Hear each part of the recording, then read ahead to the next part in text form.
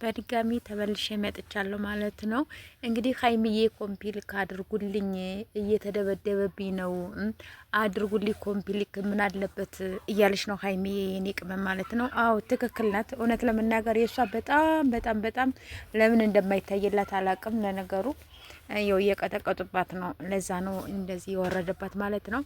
ሰላም ሰላም፣ ውድ ቤተሰብ እንዴት ናችሁ? ደህና ናችሁ? ያለው እግዚአብሔር ይመስገን የኔ ውዶች የኔ ምርጦች ማለት ነው። እንግዲህ የተወሰነ ሰብስክራይብ እስከማገኝ ድረስ መለመኔ አላቆምም ማለት ነው የኔ ውዶች ማለት ነው። ሰብስክራይብ እያደረጋችሁ እለፉ። በዚህ ነው እንግዲህ ሁሌ የምለቅ ማለት ነው።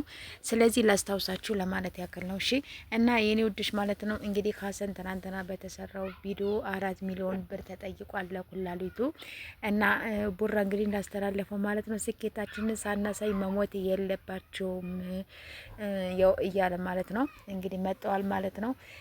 አይዞን አይዞን እንግዲህ ቡራን ታውቆታላችሁ ማለት ነው። ቡራ የኛ አብራራው የኛ ቀብራራ ማለት ነው። እሱ ለሁሉ ደራሽ ነው።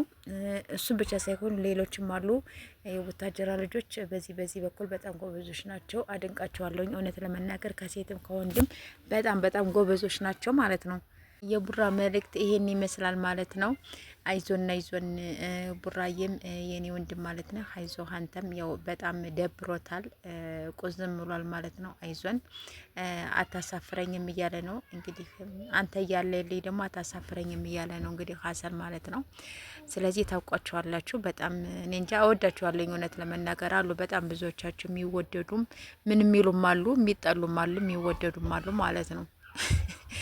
እና የኔ ወደች የኔ ምርጦች እንግዲህ በዚህ መልኩ ከቹ እያለሁ ማለት ነው። እና ሀይሚዬን እንግዲህ የሄዳችሁ ኮፒ ልክ አድርጉላት ማለት ነው። ምንድነው እያለሽ እንግዲህ መጣለሽ ማለት ነው።